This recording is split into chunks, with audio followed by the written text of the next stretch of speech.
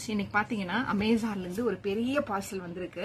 இந்த பார்சலை ஓபன் பண்ணி அதுல என்ன சர்ப்ரைஸான விஷயம் இருக்குன்னு உங்களுக்கு காட்டுறேன். இப்ப பிரிக்கிற வரைக்கும் கொஞ்சம் சஸ்பென்ஸாவே இருக்கட்டும். இப்ப பாருங்க, அமேசான்ல இருந்து வந்திருக்கு. இதை ஓபன் பண்ணி காட்டுறேன். இப்போ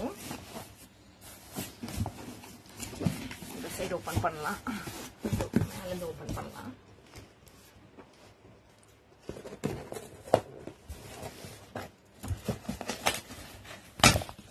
இப்ப பாருங்க, உள்ள இருந்து அதை எடுக்கிறேன். அது என்னன்னு காட்டுறேன் உங்களுக்கு.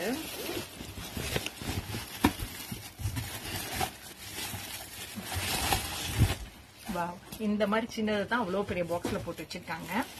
ஸோ இது வந்து பாத்தீங்கன்னா ஓபன் பண்ணி உங்களுக்கு காமிச்சு நீட்டா தெரியும். ஓபன் பண்ணியாச்சு. ஸோ இப்ப பாருங்க, இந்த மாதிரி ஒரு 4 பீசஸ் இருக்கும். இந்த மாதிரி இந்த மாதிரி ஒரு 4 பீசஸ் இருக்கும். இது வந்து வேற ஒண்ணும் இல்லை, இது ஓபன் பண்ணி காமிச்சாவே உங்களுக்கு தெரியும்.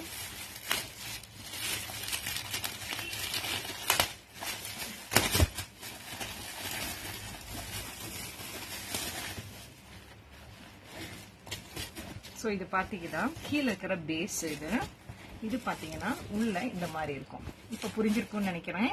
சோ இது கீழே இருக்கிற பேஸ் இப்படி வச்சுக்கணும். இது வந்து உள்ள இருக்கிற இதுக்குள்ள வந்து நம்ம இந்த மாதிரி நம்ம குர்த்தி எல்லாம் போடுவோம் பாத்தீங்களா, அதெல்லாம் வந்து நீட்டா இப்படி வச்சுக்கலாம். குர்த்தி எல்லாம் போடுவோம் பாத்தீங்களா, அது மாதிரி இந்த மாதிரி நீட்டா எடுத்து வச்சுக்கலாம். சோ இப்ப பாத்தீங்கன்னா என்னோட குர்த்திஸ் எல்லாம் இந்த மாதிரி நான் நீட்டா எடுத்து வச்சுக்கிறேன்.